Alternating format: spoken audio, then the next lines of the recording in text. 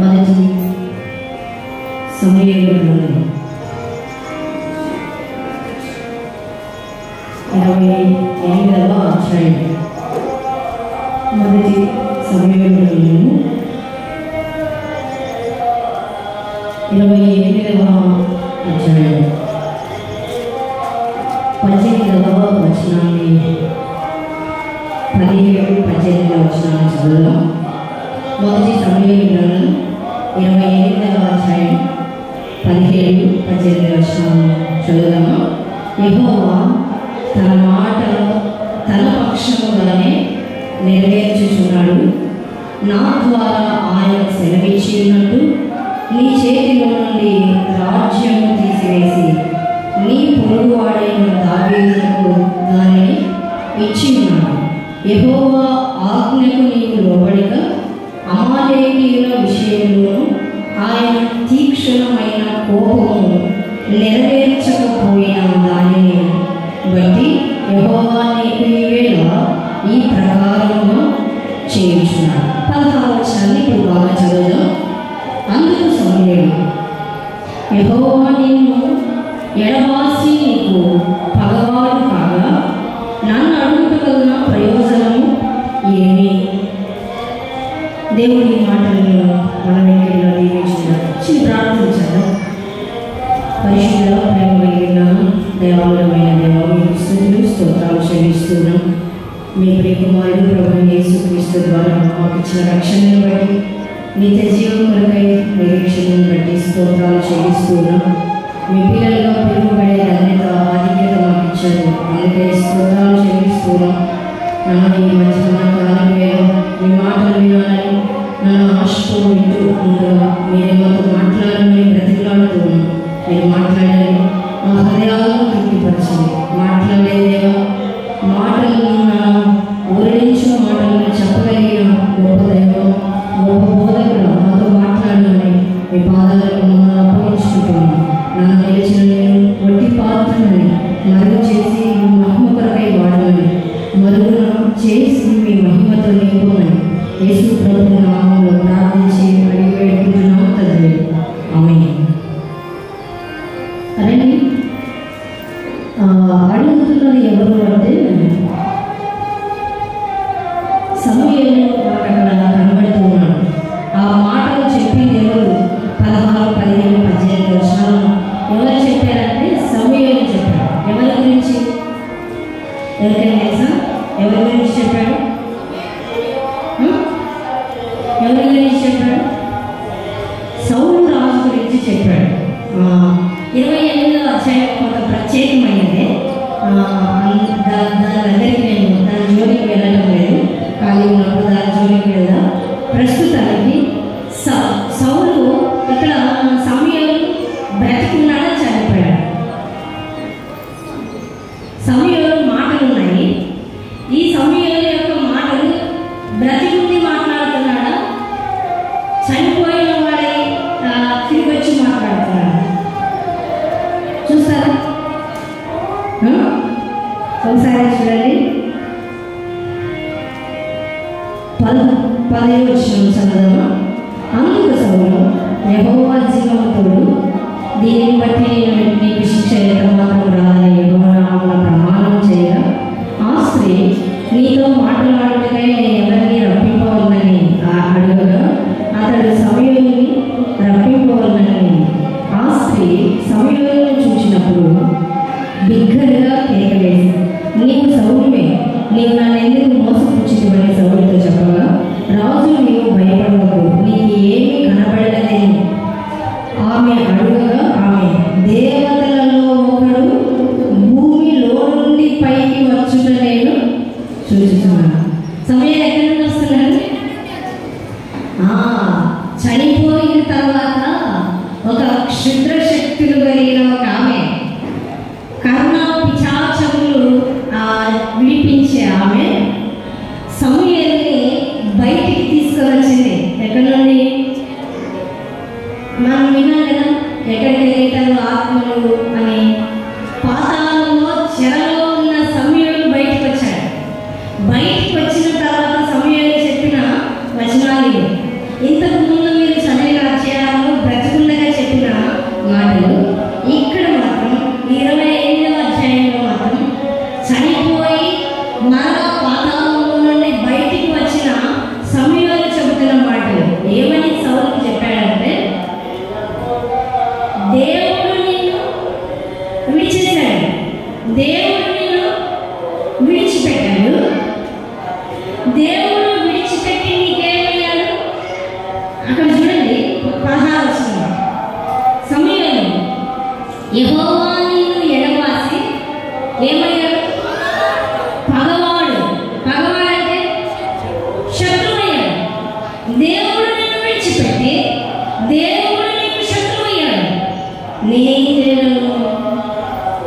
అదే కదా అక్కడ నన్ను అనుకుంటూ వలన నీకు ప్రయోజనం ఏమీ లేదు. నా వలన చచ్చిపోయిన చరలోనే నేను బయటకు వస్తే నీకేమో చెబుతాను అనుకుంటున్నావు.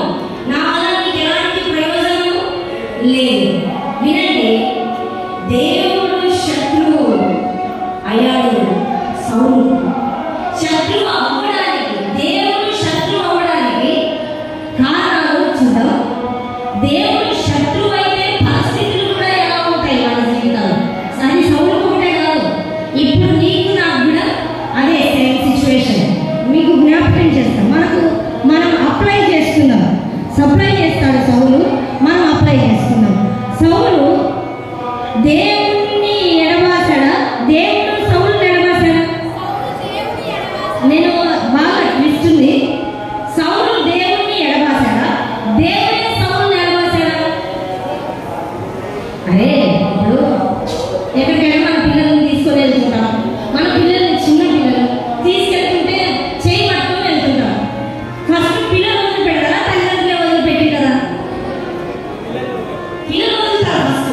ఆ తర్వాత తల్లి ఏం చేస్తారు? ఆడుకోవాలని వదిలేస్తారు. ఇక్కడ కూడా జరిగింది అదే. ఫస్ట్ సౌలు దేవుని చేయి విడిచిపెట్టాడు. ఇక్కడ చివరిలో దేవుడు సౌలు చేతిని వదిలేశాడు, విడిచిపెట్టాడు. ముందుగా సౌలు విడిచిపెట్టినందుకు దేవుడు విడిచిపెట్టాడు. దేవుడు సౌలుకు శత్రువయ్యాడు. ఒకవేళ ఈ మధ్యాహ్న కాలంలో నీకు కూడా ప్రశ్న, దేవుడు ఒకవేళ నీకు కనుక శత్రువు అయితే, వినండి, ఇది భయంకరమైన నాకైనా మీకైనా, దేవుడు శత్రువు అయితే పరిస్థితులు ఎలా ఉంటాయి? దేవుడు ఎలా శత్రువు అవుతాడు మనకి? దేవుడు ప్రేమమయుడు కదా, దేవుడు ప్రేమ స్వరూపి కదా, దేవుడు దయ కలిగిన వాడు కదా, దేవుడు జాలి కలిగిన వాడు కదా, దేవుడు కరుణామయుడు కదా. మరి దేవుడు శత్రువు ఎలా అవుతాడు? అవును, దేవుడు శత్రువు కూడా అవుతాడు. ఎలాంటి సందర్భాల్లో ఒకసారి మీకు చూపిస్తారండి. ఇదే మొదటి సమయాలు గ్రంథం 13వ అధ్యాయం 13వ వచనాన్ని చదువుకుందాము. 13వ అధ్యాయం 13వ వచనం. అందుకు సమయాలు, ఇప్పుడు బ్రతికున్న సమయం అంటే చనిపోలేదు, అయినా ఈ 13వ అధ్యాయంలో చనిపోలేదు. అందుకు సమయాలు ఇట్లానే, నీ దేవుడైన యెహోవా నీకిచ్చిన ఆజ్ఞను గైకొనగా నీవు అవివేకపు పని చేసితివి. నీ రాజ్యమును ఇశ్రాయేలీయుల మీద సదాకాలము స్థిరపరచుటకు యెహోవా తలచి ఉండెను. అయితే నీ రాజ్యము నిలువదు అన్నాడు. వినండి, ఇక్కడ ఒక సంఘటన జరిగింది. మనకు ఏం సంఘటన అనేది 5వ వచనంలో చదివితే అర్థమవుతుంది. 5వ వచనంలో ఫిలిస్తీన్లు యుద్ధానికి వస్తున్నారు. సౌలు బాగా యుద్ధశూరుడే, కానీ ఎందుకో ఫిలిస్తీన్లు యుద్ధానికి వస్తుంటే చాలా భయపడుతున్నాడు. చాలా అంటే చాలా. చూడండి, ఒక మాట చదవండి. 5వ వచనం, ఫిలిస్తీన్లు ఇశ్రాయేలీయులతో యుద్ధం చేయుటకై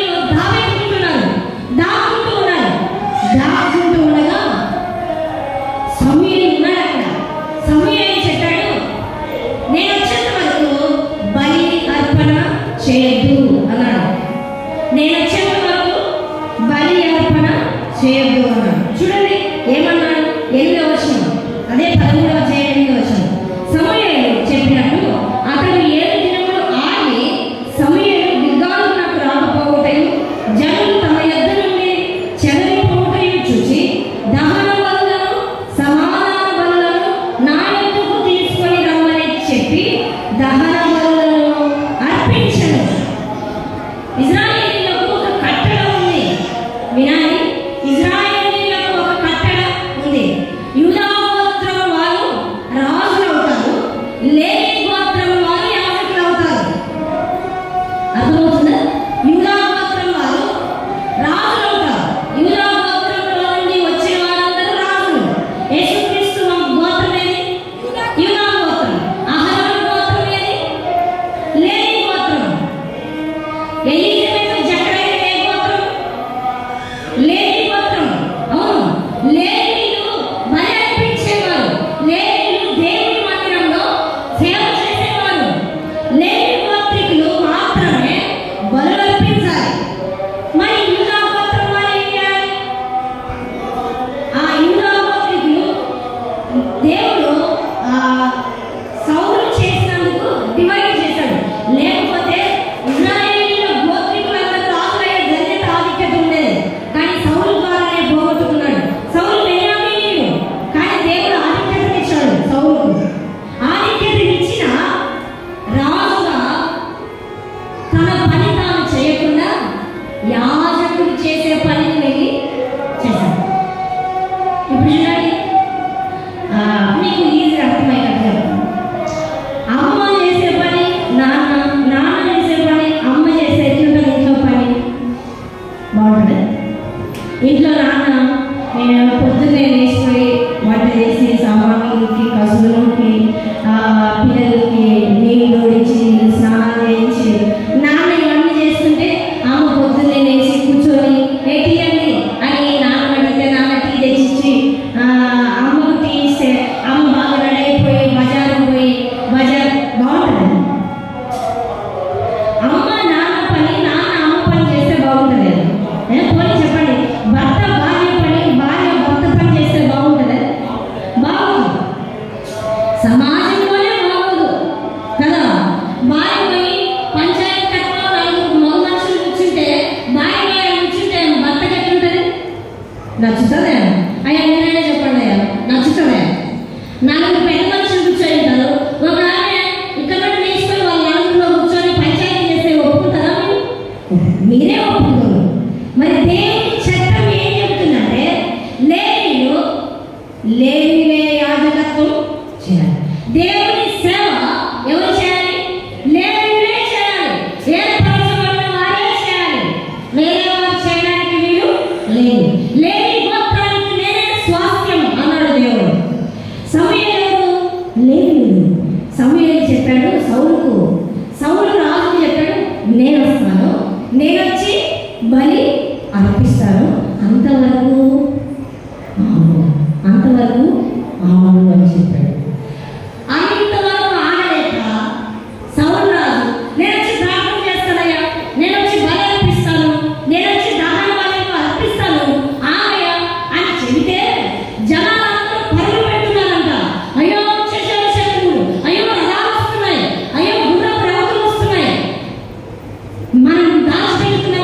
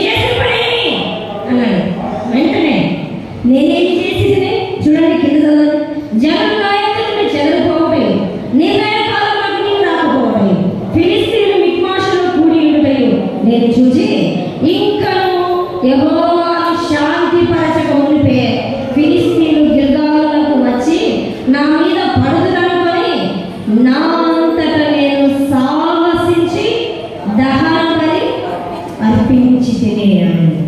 సాహసించి బలి అర్పించాడు. మందిరాల్లో సాహసించి దేవుని పనులను తారుమారు చెయ్యకండి. దయచేసి బ్రతిలాడుతున్నారు ఎందుకు చెప్పి దేవుని పని దేవుడే చేస్తాడు. సాహసించి మనం ఏదో పెట్టకూడదు. దేవుని పనిలో నేను ఉండాలి అనే తత్వం సౌలులో ఉండి బయటకు వచ్చింది. నేను చేసేస్తా, నేను చేస్తే ఏమైతుంది, ఫిలిస్తీయులు చేస్తారు, నేను చేస్తే అయిపోతుంది అంటున్నాడు. కానీ దేవుని మాటలు మీరాడు. నీకు ఇచ్చిన పని ఏది మందిరంలో? నీకు ఇచ్చిన పని ఏంటి? దేవుడు నాకు ఇచ్చిన పని ఏంటి? మందిరంలో నీకు ఇచ్చిన పని ఏంటి? నాకు ఇచ్చిన పని ఏంటి? నీ పని నీవు చేయాలి, నా పని నేను చేయాలి. కాదని తారుమారు అయితే దేవుడు ఏం చేస్తాడు? దేవుడు ఏమవుతాడు? ఈ మాట గుర్తుపెట్టుకోవాలి. దేవుడు ఏమవుతాడు? శత్రువు అవుతాడు. కొని ఇలా గుర్తు చేసుకోండి. కాళ్ళ దగ్గరకు వచ్చి కాళ్ళు తల మీద అనుకోండి, బాగుంటుందా? చెప్పండి, బాగుంటుందా? బాగుంది. ఎవరు చేసిన పనిని వాళ్ళు చేయాలి. కొన్ని పనులు ఖాళీ ఉన్నాయి, మరి ఆ పనులు ఖాళీ. మందిరంలో పరిచయం ఉంది, మందిరంలో విస్తారమైన పని ఉంది. ఈ పని ఆ పని ఎవరు చేయాలి? నీకు ఇవ్వలేదు ఆ పని.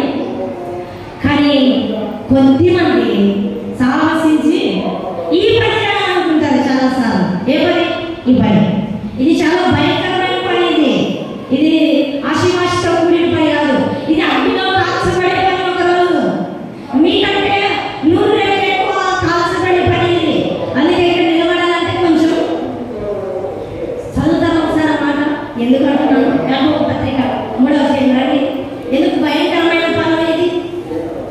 అందుకే ఈ పని చేయాలంటే కొన్నిసార్లు వణుకు. యాకోబు పత్రిక 3వ అధ్యాయం 1వ వచనం. నా సహోదరులారా, బోధకులమైన మనము మరి కఠినమైన తీర్పు పొందుదుమని తెలుసుకొని మీలో అనేకులు బోధకులు కాపురుడి అన్నాడు. అమ్మో, మీలో మరి కఠినమైన, మీకంటే కఠినమైన తీర్పు ఎవరు ఉంటుంది? బోధకులకు ఉంటుంది. అందుకే ఈ పోస్ట్ ఏమంత ఈజీ ఆ పోస్ట్ కాదు. చెప్పండి, లేచి మైండ్ ఇవ్వండి, జనాలు చెప్పమంటే ఏమనుకుంటుంది? కాదు, ఇది దేవుని ఎదుట నిలబడే పరిచర్య. దేవుని ఎదుట నిలబడితే ఒకరోజు దేవుడు అగ్నితో పరీక్షిస్తాడంట. మిమ్మల్ని కాదు, ఈయన అగ్ని చేత పరీక్షించినప్పుడు ఒకవేళ ఈయన తెచ్చిన సరుకు కాలిపోయింది అనుకోండి, కఠినమైన తీర్పు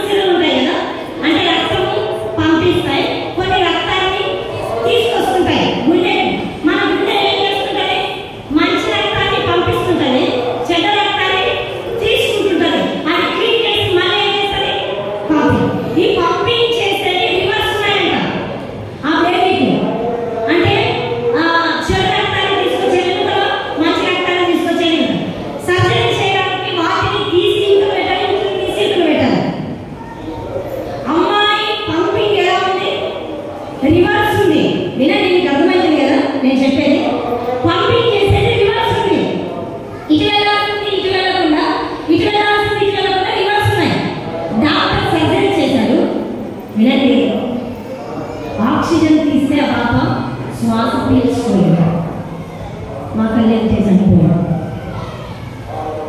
4 రోజుల పాప సిజేరియన్ కేస్.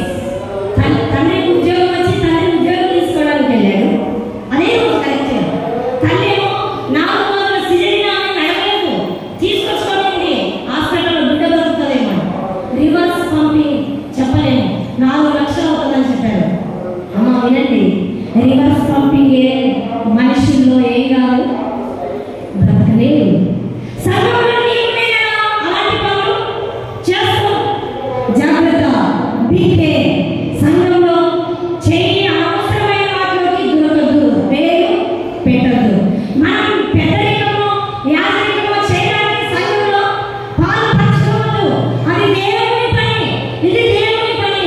మీరు మరణంలో గుర్తు చేసుకోండి, ఇది సమయాల గారి పని కాదు, వాళ్ళ ఇంటి పని కాదు. ఎవరి పని? దేవుని పని. మీరు ఈ పని, ఈ మాట గుర్తు మర్చిపోకూడదు. ఇది దేవుని పని. ఈయన రక్తం కాల్చి మిమ్మల్ని కొనలేదు. ఎవరు రక్తం కాల్చి కొనరు? యేసు ప్రభు రక్తం కాల్చి మిమ్మల్ని కొన్నాడు. ఇది దేవుని పని. దేవుని సంఘంలో మనం ఏమవ్వకూడదు, తారుమారు అవ్వకూడదు. మన పనిని మనము మిస్ చేయకూడదు. నీ పని ఏంటి సంఘంలో? ఏదైనా ఒక్క పని చేయగలుగుతున్నావు అని నాకు పని ఉంది, మీకేదైనా పని ఉందా? ఉందా? ఏదైనా ఒక్క పని చేయగలుగుతున్నారా? చాలాసార్లు మనకు మన ఇంటికి ఎంత నీటి చూసుకుంటామో మందిరం కూడా మనకు అదే దృష్టిలో ఉండాలి. వినమ్మా, దేవుని మందిరంలో మేము ప్రార్థన చేస్తున్నాము, అది నీ బాధ్యత. పాట పాడుతున్నాం, అది నీ బాధ్యత. సంఘంలో బట్టలు చూస్తున్నాం, అది నీ బాధ్యత. సంఘంలో కష్టపడుతున్నాం, అది నీ బాధ్యత. మందిరంలో క్లీన్ చేస్తున్నాం, అది నీ బాధ్యత. అది నీ బాధ్యత. అనవసరంగా వేరే వేరే వాటి కొరకు తాపత్రయ పడద్దు. దేవుడు నిన్ను హెచ్చిస్తే ఆ పోస్టుకు వెళ్ళు, కానీ అనవసరంగా నిన్ను ఇచ్చిన స్థానంలో నీవు డైవర్ట్ అవును. ఎప్పుడు దేవుడు చేయి విడిచిపెట్టాడు? ఎప్పుడు దేవుడు శత్రువు అవుతాడు? మన పనిని వదిలిపెట్టి వేరే పనిని ఎక్కడ? మన ఇంట్లో కాదు, ఎక్కడ? యుద్ధ భూమిలో, మన సంఘంలో, దేవుని మందిరంలో. జాగ్రత్త. మనం చేయాల్సిన పనిని మనం చేద్దాం. ప్రార్థన చేసే పని ఉంది కదా, మర్చిపోయారు అందరూ? సంఘం కొరకు ప్రార్థన చేయాలి కదా. ప్రార్థన అందరూ చేయొచ్చు. నాకు రాదని చెప్పడానికి ఇదే పెద్ద మనం కాదు. ప్రార్థన చేయమేమో బుక్లో వేసి ఇంత పెద్ద 15 మార్కుల క్వశ్చన్ రాయండి అనేది కాదు. ప్రార్థన నీ నోటితో దేవునికి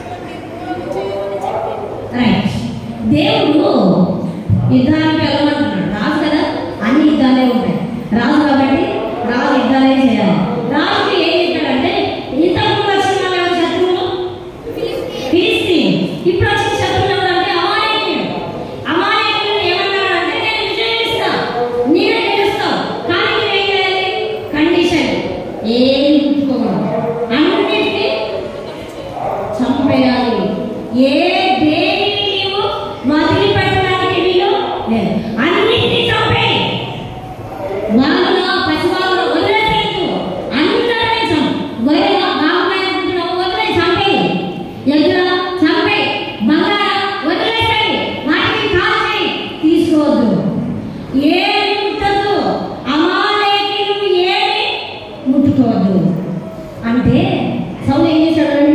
అమాలేకీయులు 9వ వచనం, 10వ అధ్యాయం 9వ వచనం. సౌలును జనులలో కూడి అగగును, గొర్రెలలోను, ఎడ్లలోను, క్రొవ్విన గొర్రె పిల్లలను మొదలైన వాటిలోను మంచి వాటిని నిర్మూలము చేయక, నిర్మూలం అంటే చంపక, హతము చేయక, కడగా నుంచి పనికి రాని నీచ పశువులన్నిటిని నిర్మూలము చేసి, అప్పుడు యెహోవా వాక్కు సమూయేలునకు ప్రత్యక్షమై ఇలాగూ సెలవిచ్చెను, సౌలు నన్ను అనుసరింపక వెనుకదీసి నా ఆజ్ఞలను గైకొనక పోయెను గనుక అతనిని రాజుగా నిర్ణయించినందుకు నేను పశ్చాత్తాపడుతున్నాను. అందుకు సమూయేలు కోపావేశుడై రాత్రి అంతా యెహోవాకు మొరపెట్టుచుండెను. వినండి, చంపమన్నాడు. అమాలేకీయుల్ని అందరినీ చంపమన్నాడు. చంపమంటే చంపకుండా ఏం చేశాడని తెలుసా? రాజునే బ్రతికించాడు. అవతలి శత్రురాజు ఎవరైనా బ్రతికిస్తారు. శత్రురాజు అగగును బ్రతికించి ఇంకా ఏం పెట్టుకున్నాడు? ఎడ్లను, క్రొవ్విన గొర్రె పిల్లలను, ఆ వాటన్నిటిని మంచి మంచి వాటన్నిటిని కడగాల్చి నీచ పశువులను చంపేశాడట. దేవుడు ఏం చెప్పాడు? టోటల్ స్మాష్, ఒక్కటి కూడా ఉండడానికి అన్నిటినీ చంపేస్తాయి, ఒక్కటి ఉండడానికి వీలేదు అన్నాడు. కానీ అన్నిటినీ వాటిలో మంచి మంచివి ఏం చేసి చంపాల్సిన అసలైన రాజు దగ్గర పెట్టుకొని ఏం చేశాడు? దేవునికి శత్రువయ్యాడు. వినండి, అమాలేకీయుడు ఎవరు సంతాతి? అమాలేకీయులు అంటే మనం వెనక్కి పాసుకుపోతే అమాలేకీయులు ఏశావు సంతతి. దేవుడు వద్దన్నాడు అమాలేకీయులను. అమాలేకీయులు శరీర సంబంధులు. అమాలేకీయులు శరీర సంబంధులు. అమాలేకు అంటే శరీర సంబంధి అని అర్థం. అమ్మ, దేవుడు ఏమన్నాడంటే శరీరేచ్ఛలను విసర్జించి అనున్నది. ఇంకొక మాట ఇలా ఉంటుంది, శరీర ఆశలను సిరివేసి అనున్నది. ఏం చేయమన్నాడు? 2 పదాలు మీకు జ్ఞాపకం చేశారు. శరీరేచ్ఛలను విసర్జించి శరీర ఆశలను సిలువ వేసి. చంపమంటే చంపకుండా మంచి మంచి వాటిని ఉండనిచ్చాడు. అమ్మాయి బాగా రాజ్యంలో మంచిగా అందరికి పంచొచ్చి అనుకున్నాడేమో. కానీ దేవుడు అన్నాడు, సమూయేలు సౌలు నా మాట వినక ఎదురు తిరిగాడు. అతన్ని నేను ఇక రాగా ఉండనివ్వను, వద్దు, అతను నాకు శత్రువు అన్నాడు. వినండి, దేవుని మాట వినకపోతే కూడా మనం ఏమవుతాం? దేవునికి శత్రువులు అవుతాం. ఇప్పుడు మిమ్మల్ని ఒక మాట అడుగుతున్నాను, మీరు దేవునికి శత్రువులా మిత్రులా? దేవుని మాట వింటున్నారా? దేవుని మాట వింటున్నారా? అన్ని ఇష్టాలు వింటున్నారా? దేవుడికి లోబడుతున్నారా? దేవునికి లోబడగా మనుషులకు లోబడి చాలాసార్లు దేవుడినే చేస్తున్నాం మనం. వినండి, మన శరీరం కావాల్సినవన్నింటినీ సుఖంగా శరీరాన్ని తెచ్చిపెడుతున్నాం. ఆత్మకు మాత్రం ప్రార్థన చేసి ఉంటుంది, వాక్యం చదువుకుంటుంది, దేవుని పని చేయంటది, మందిరంకి వెళ్ళంటది, అక్కడ స్వార్థం వెళ్ళి పరిచయం చెయ్యంటది. ఆత్మకి ఏం పెట్టాం? ఆహారం పెట్టాం. వినండి, శరీరాశలను శరీరాలను మనం ఏం చేయాలి? చంపివేయాలి. కానీ చంపకుండా బ్రతకనిస్తే మనం ఏమవుతాం? దేవునికి శత్రువులు. ఒకటి బాగా జ్ఞాపకం చేశా, దేవుని మందిరంలోని స్థానం ఏంటి? నీవు ఆ పనే చేయాలి. వేరే పని చిన్నపిల్లలు కొట్లాడలేదు. నా పిల్లలకి సడన్గా బయటికి పోతూ, పిల్లలు నేను బయటకు వెళ్తున్నా, అదే వచ్చి నేను పడుతుంది, నేను పడతాను, నేను పడతాను అంటారు పిల్లలు. అంటే పిల్లలు కొట్లాడాలి. యాక్చువల్గా మందిరాల్లో ఇలాంటివి ఉండకూడదు. ఎవరు చేసినా ఎవరి స్థానాన్ని బట్టి వారు చేయాలి, ఎవరి పనిని వారు చేయాలి. రెండవది, దేవుని మాటలు వినాలి, దేవుని ఆజ్ఞలను మనము గైకోవాలి. అప్పుడు మనం దేవునికి శత్రువులం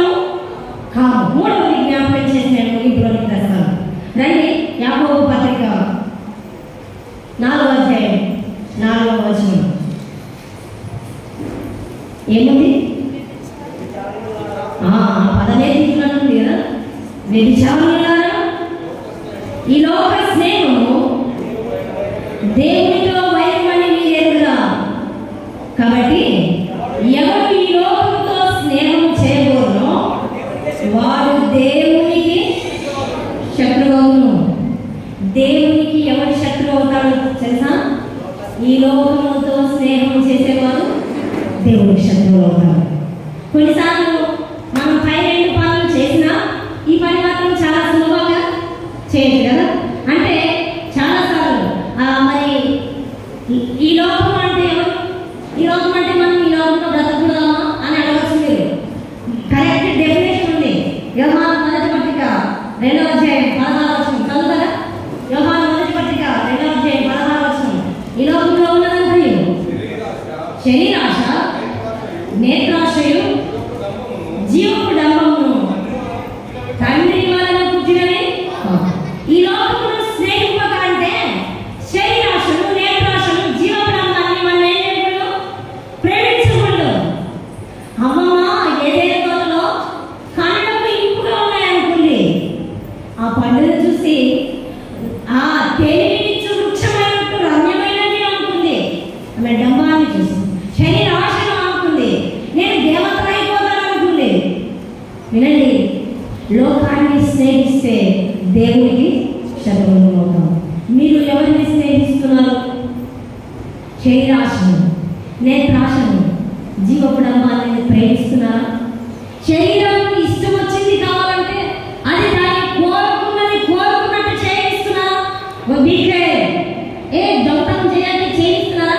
బూతులు మాట్లాడాలంటే మాట్లాడిస్తున్నారా? చూడు చెడ్డలు చూడలేదంటే నీ కళ్ళను చూపిస్తున్నారా? నడుచు వాళ్ళ దగ్గరికి పో, ఏం కాదు చెడు చేయొచ్చులే, వాళ్ళంతా మాట గ్యారెంటీ అట్లా పోవాలి, నీ కాలు అడుగు వేస్తున్నారా? మీకే జాగ్రత్త, దేవుడు శత్రువు అవుతాడు. దేవుడి శత్రువు అవుతే చాలా పర్యవసనం. బయట లేదని పదం. దేవుడి శత్రువు అయితే ఎలా ఉంటుంది? జీవం ఇచ్చిన దేవుడు, నీ ఊపిరికి ఇచ్చిన దేవుడు నీకు శత్రువు అవుతే ఎలా? దేవుడి శత్రువు అయితే ఏం జరిగిందో తెలుసా? నీ రాజ్యం నీకుండదు అన్నాడు. సౌలు రాజ్యం నిలవదు అన్నాడు. రెండవది, రాజుగా ఉండకుండా నేను తీసేస్తా అన్నాడు. అయిపోయింది, రాజ్యం పోయింది, రాజు పోయాడు. ఒకసారి చదువుతారా? 92వ కీర్తన 9వ వచనం తొందరగా. 92వ కీర్తన 9వ వచనం. నీ శత్రువు యెహోవా, నీ శత్రువులు చాలు. నీ శత్రువులు ఏమవుతారంట? అమ్మో, శత్రువులు దేవుని శత్రువులు ఏమవుతారు? నశిస్తారు. జాగ్రత్త, దేవుని శత్రువులు నశిస్తారు. నువ్వు దేవుని శత్రువు అవుతావు.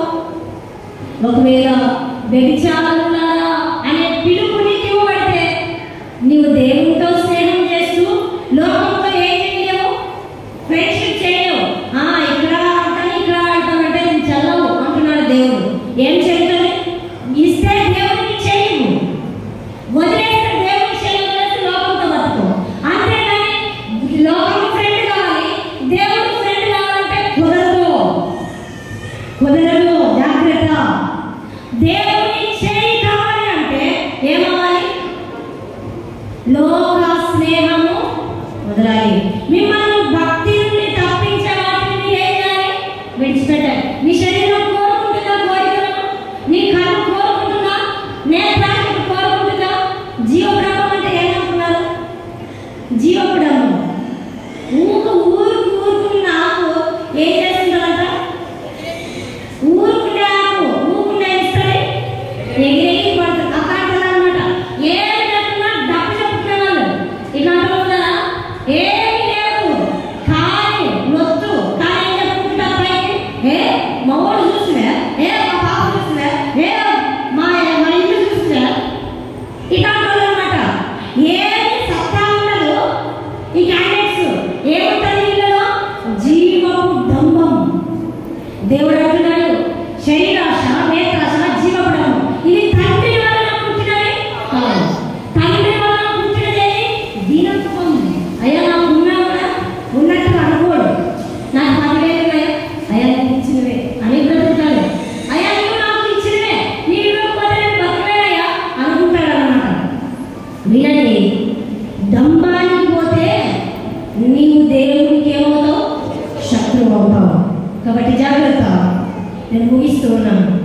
దేవుడికి శత్రువు అవ్వాలనుకుంటున్నావా, మిత్రువు అవ్వాలనుకుంటున్నావా? అబ్రహాము దేవుని స్నేహితులని పిలువబడ్డాడు. నీవు దేవుని స్నేహితులు. అబ్రహాము విశ్వాసం నీలోనికి వస్తే నీవు కూడా దేవుని స్నేహితుడు. కానీ ఈరోజు నేను 3 మాటలు, ఈ స్థానం కావాలి మరో స్థానానికి వెళ్తాను, నీవు దేవునికి శత్రువు. దేవుని మాటలు వినక, దేవుని ఆజ్ఞను కైకొనకపోతే దేవునికి శత్రువు అవుతాం. లోకాన్ని ప్రేమిస్తే దేవునికి శత్రువు అవుతాం. నీదే చాయిస్. స్నేహితులైతావో శత్రువు అవుతావో, ఫ్రెండ్ ఏమి, లైక్ చేస్తావో డిస్లైక్ చేస్తావో, నీకే చాయిస్. వదిలిపెడుతున్నా. కళ్ళు వస్తాం, చిన్న ప్రార్థన చేసి తర్వాత ముందున్న సమయాన్ని అప్పగిస్తాం. పరిశుద్ధ ప్రేమ కలిగిన మీ పాదాలకు స్తుతులు స్తోత్రాలు చెల్లిస్తున్నాం. ఇంతవరకు మీరు మాట్లాడిన మాటలను వేసుకోగలం. నా దేవుడే పగవాడు కాగా నేను నీకేం చేయగలన్నాడు సమయం. దేవా, మీరు శత్రువు అయితే మా బ్రతికేంటి?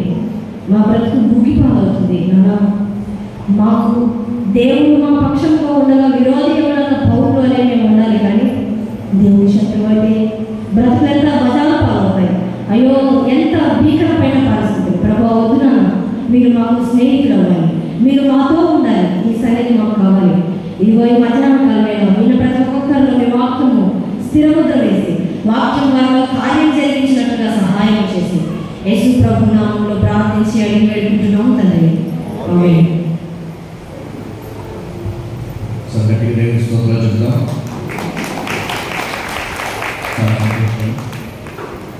చక్కగా ఇంతవరకు మనం దేవుని వాక్యాన్ని విన్నాం. అప్పుడు సమయం 1 గంట కాబట్టి నేను బైబిల్ తీస్తూ ఉంటే మీరంతా వాళ్ళు చూశారు. నేను 2 ప్రసంగం చేసి అంత గొప్ప ప్రసంగికుడు లేనండి, కాబట్టి పగలను అందించడానికి ప్రయత్నం చేస్తాను. ఏషావు క్షమించారు, అమాలేకుడు ఎవరి సంగతంగా? ఓకే, అంత కరెక్ట్ పర్ఫెక్ట్గా అంటే ఏషావు అన్నందుకు మీరు గుర్తుపెట్టుకున్నారా? ఓకే, పోనీ ఏషావు ఎవరు కుమారుడు? వాళ్ళ నాన్న కుమారుడు. చాలా సంతోషం. చక్కగా చక్కటి సందేశాన్ని మనం విన్నాం. కాబట్టి దేవుని స్తుతిస్తున్నాం.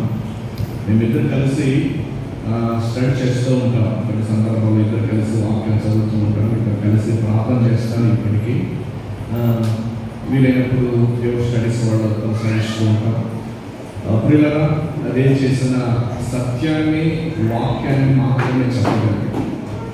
ఈ రోజున బోధనను కలిపి చెప్పిన వ్యక్తులు చాలా మంది కనిపిస్తారు. సంఘానికి కావాల్సింది సత్యమే. సత్యమే ప్రభువైన యేసుక్రీస్తును చూపిస్తుంది. ప్రభువైన యేసుక్రీస్తు సత్యమైతే ఆ సత్యాన్ని సత్యమైన వాక్యం ద్వారా మాత్రమే చేరగలుగుతాం.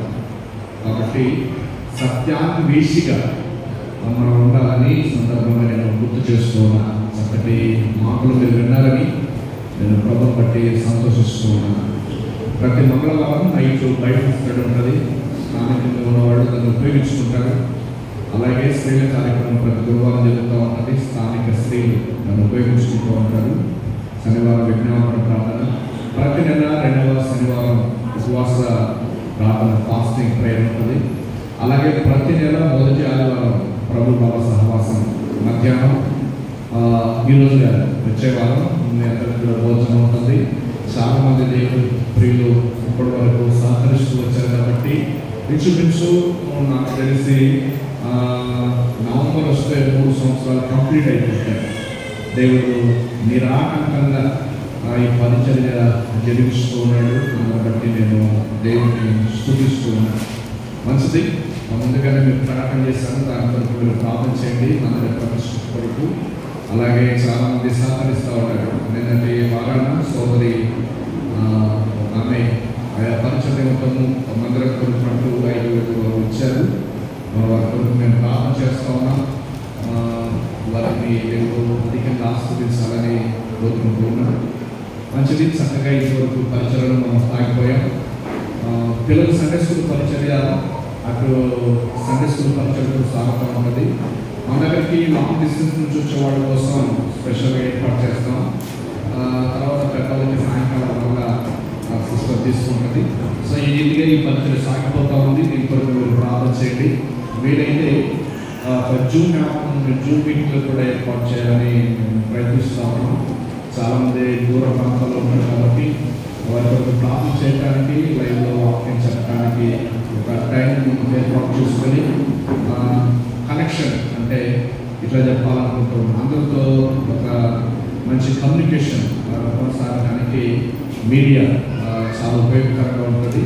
సో దాన్ని ఉపయోగించుకొని ఇంకా ముందుకు అందరితో కలిసి పరిచయం జరిగించడానికి పరిచయం నుంచి చంద్ర చెప్పేవాళ్ళు పరిచయం వరకు పరిచయం బట్టి నాలేసిన వాళ్ళు చాలామంది తయారయ్యారు. దయచేసి వాళ్ళందరూ అంతా కనిపెట్టండి. బయట వెళ్తే కొన్ని చట్టమాటలు చెప్పేవాళ్ళు ఉన్నారు.